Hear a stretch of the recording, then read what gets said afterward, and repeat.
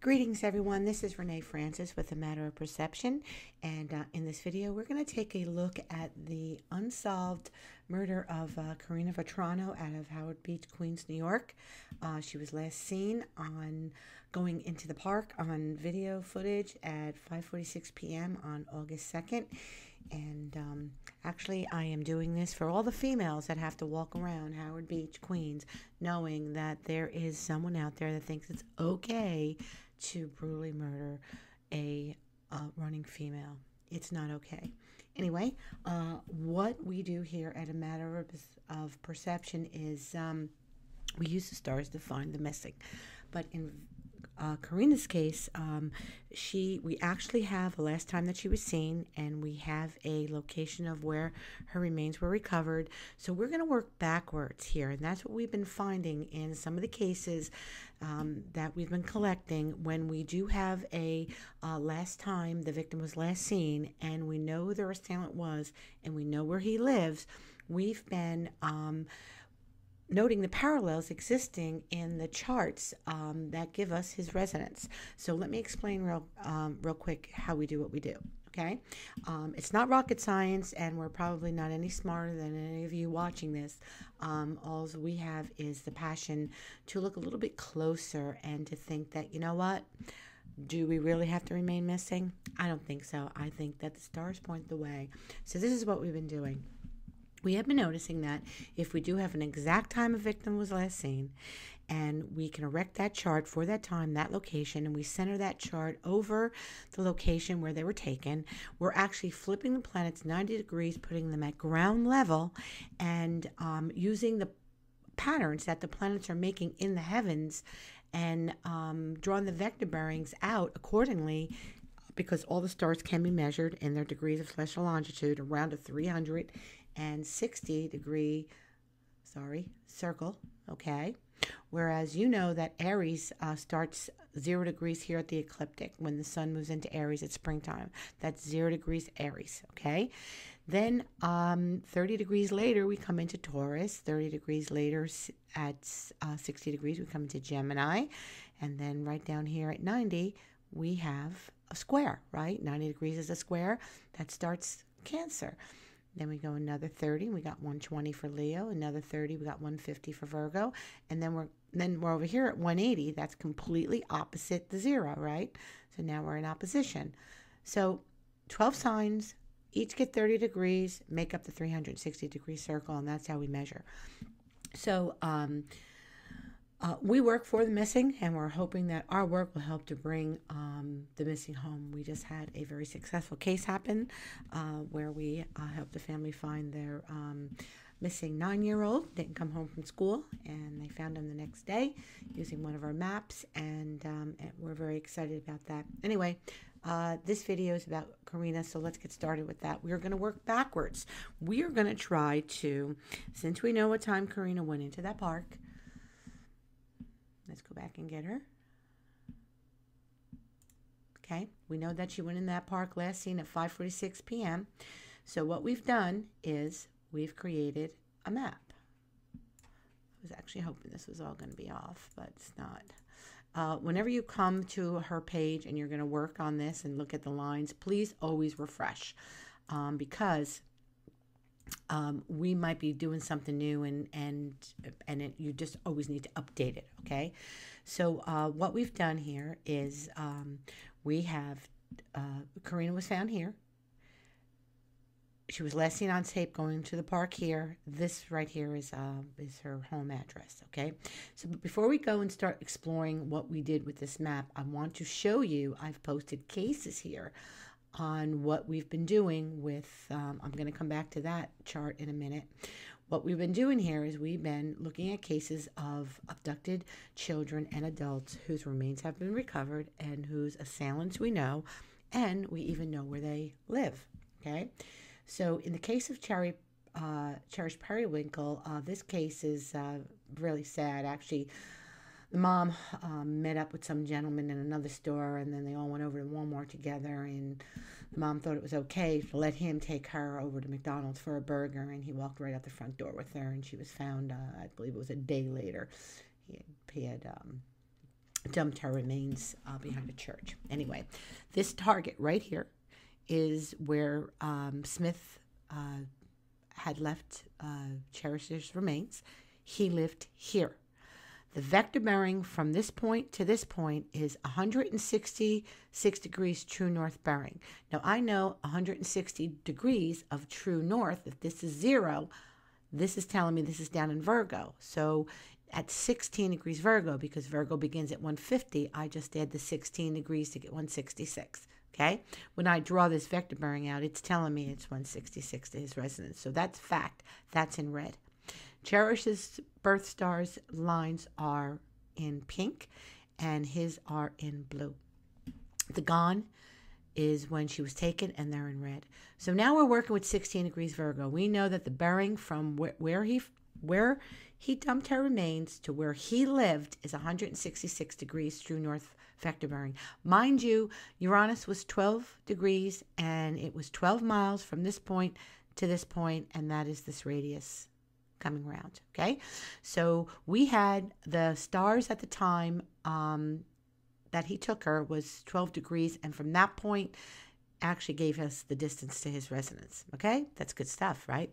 All right, so now in the gone chart, the moon was 11 degrees Sag, so it was squaring this point. Okay, that's in red, and it's under here where this is, because that's 251 degrees, so a red vector was drawn out this way to show how it squares this point. Okay, her Mars was 15, the Mars at the time was 15 degrees Gemini, so it's going this way. So you actually have what's known as an opposition, because Gemini and Sagittarius oppose each other on the zodiac. Okay, and the Mars was only 1 degree off, and the moon was 5 degrees off. So what's happening here is you see that these two red lines, but they're being hidden by Cherish's own pink ones, is actually forming a T-square at this point. Okay, make your eyes open. Okay, we're finding this in all of these cases. I have Jessica Ridgway and where he dumped her and where he lived to support for Karina. I have Stephanie Castro where he left her. Actually, she was alive. This creep chained her to a tree and left her there overnight. Okay, but from where he left her to where he lived, we're getting patterns. Okay, what's going to happen is, here's the pattern we're trying to make. We're trying to make trines. We're looking for trines. We're looking for squares. We're looking for oppositions.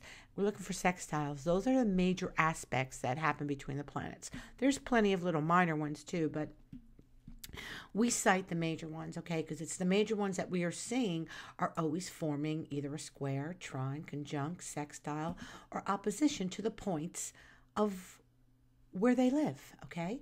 So this is what we did for Karina, okay? Because I refuse to know what I know and not apply this on her behalf, and for all the females that are living in the Queens, Howard Beach area, for them to be walking around in their own neighborhood and know that Karina's killer or killers are still out there. Now, before I go and show you these lines, I want to bring up the chart for when she was last seen. Okay, I'm going to turn on my little epic pen here so I can draw out some stuff for you. Okay, and okay, so this chart is based on 5:46 p.m. on August 2nd, 2006, when she was last seen. Whenever anyone disappears, if we have an exact time and location is critical to any missing person case. In a unique study conducted over 44 states, 600 cases of child homicides, their key finding in the study, when it was done, was that time and location was the two most critical factors in not only recovering their victim, but apprehending the assailant. Okay, so it's very important that when these things happen, that law enforcement actually let the public know exactly where and exactly what time they were last seen. This is what's going to jog people's memories. I was driving down the street, I saw him, or what was exactly the way it should have been, what was out of the ordinary. These are all the things that have to be considered. Anyway, let me just get back here. So when I do have a good chart that I can trust, now we know that she was last seen alive going into that park, okay, and she never came out. So I like this chart. I want to look at this critical point because this is what's rising. This is her. I want to look at this point. This is her opponent, okay? This is who is against her. Saturn rules Capricorn, and it's up here. Okay? It's in the 11th house. The 11th house is friends. Okay? I'm not saying a friend this to her. That's not what I'm saying. But this is associations. This is friends. Okay? I'm going to get to that point. Who's her opponent? Well, the moon is ruling that, and it's here, and it's conjunct the sun, and it is, both of those together are trining this point. They are in trine. That says yes. That means that whoever did this to her knew her. They knew her. I've been doing this for 30 years, and I take special note every time I work on a case. When I have an exact time, I want to know if my victim knew their assailant. I look at the houses involved. I make an assessment out of the rulers of those houses and what they're doing one to the other, and I make my decision. And my decision here is that Karina knew who did this to her. Was it one person or was it two people? There is a very, very good chance that this could be two. And I'm saying that because not only is because there are two planets here in trine to the Saturn, they are conjunct one another. That's two people, okay? But this Saturn at the time is also making a square to Neptune, and that, because they are mutable signs, that they mean more than one. Okay, so there is a good chance that this was more than one. Now, the stuff that really I find that is what we need here is that what's bothering me is that we can look at the stars and see what's happening with them and actually kind of get a feeling for who was where, okay? So when Karina left to do her run, I don't have no idea where she ran, what her daily route was. I have no idea what time she left her home to start on her jog, whether she left her house and went straight to the entrance of the park or whether she ran around her neighborhood. But I feel, from what I know from experience, that where she ran past him or them, and wherever she ran past them, they saw that she was not with her dad, and they took this opportunity. And because now, hear me out for just 1 second. Let me just clear this for a minute, okay? So we know that these are trying together, but look at the sun. This is men, and the moon is women. The sun is behind the moon. The moon just moved past the sun, okay? She ran past him, and then he came up behind her. But when you consider this aspect that is ruling these 2 points, again, what's happening is I'm looking and I'm seeing that, look at what's left and stuck in the middle of this aspect, okay? Venus, okay, was murder the plan? I think it was, because there are 3 planets in the house of death. This is murder. And Venus is there. It's ruling a relationship, of a love affair. Okay. Mercury's here. It's ruling work, where she works. Okay. Jupiter's here, and it's ruling, if this 6th house is Karina's work, then the 7th house of her opponent, this house is his work, and Jupiter is ruling his work. So I get the feeling that she ran past somebody that was in that neighborhood who was there because he belonged there. He was either there because he was working there. He was there because he was visiting somebody that he works with there. And this does not lie to me. Mars, okay, is also ruling Karina's neighborhood, okay? And Venus here is ruling his neighborhood. So the person, this neighborhood is the same to the both of them.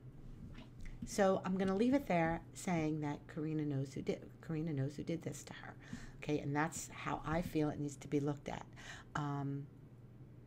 There's a couple of more things I could say, but I'm not. I'm going to just leave it there, okay? Because I would like, my goal is hopefully that maybe the law enforcement will actually look at this and use it.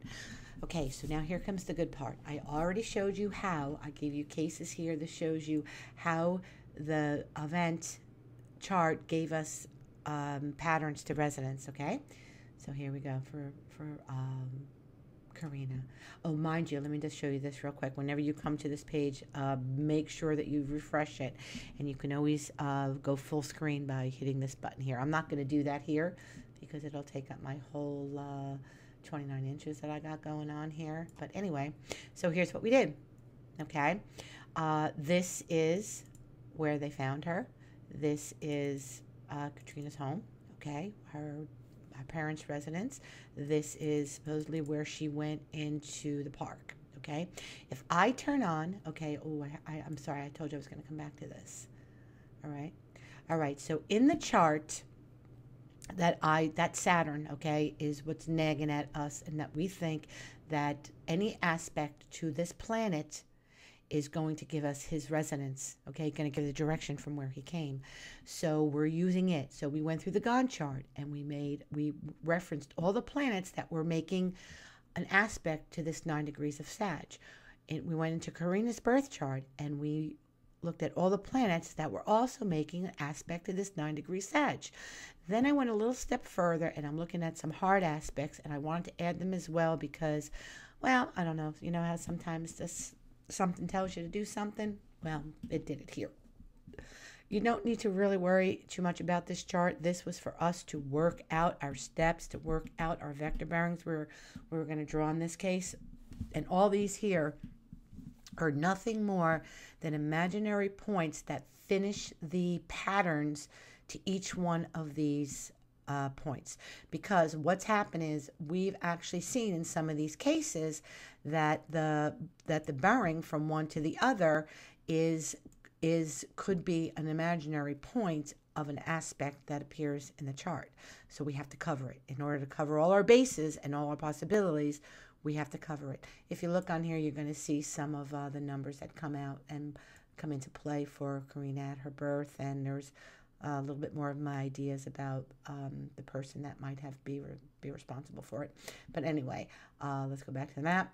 Sorry, I don't want to get off course here.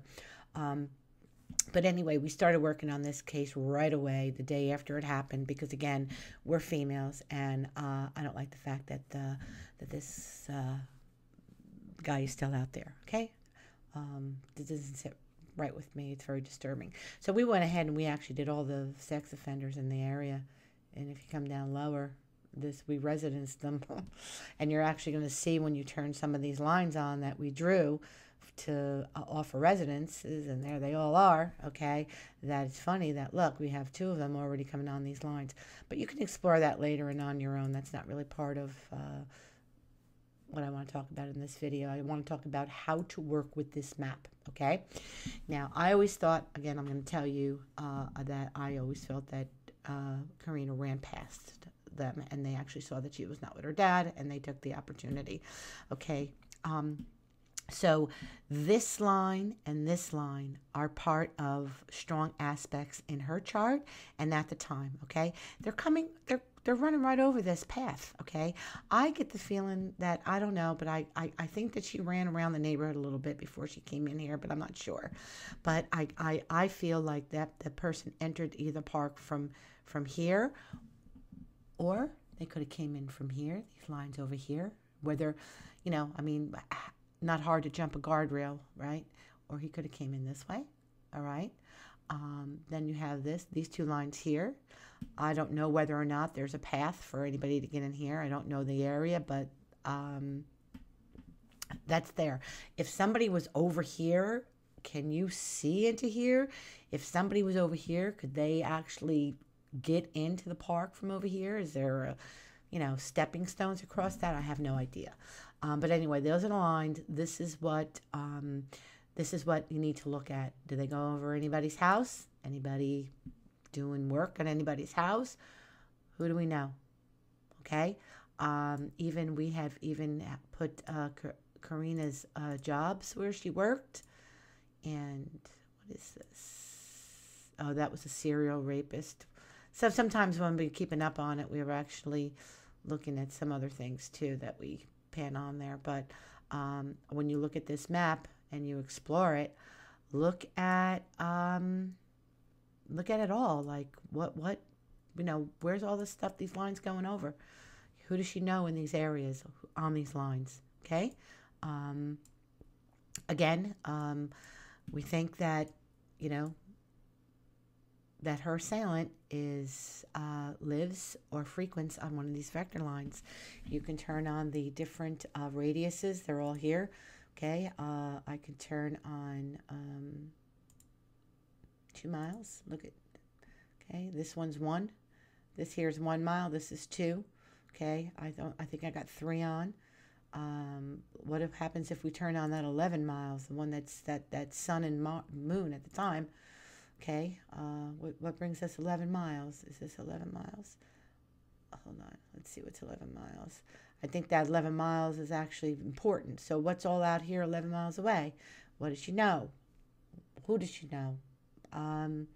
You know, you have to use this map we don't expect it to replace sound investigative procedures. We just want it to be used alongside of it with what you know as you find it. So hopefully if law enforcement does take a peek at this video, that it will offer them something that that's coming to light in their case. Again, this is for, we work for the missing and we work for the dead. And we don't like the fact that her killers are still out there. We don't like the fact that every female, every mother, every daughter out there in Howard Beach, Queens, has to worry about being in their neighborhood. These people need, this person or these 2 people need to be caught, and it needs justice. And so we're going to cross our fingers that hopefully whatever we've done here will help on that behalf. So thanks for watching. And blessings to Karina and to her family. God bless.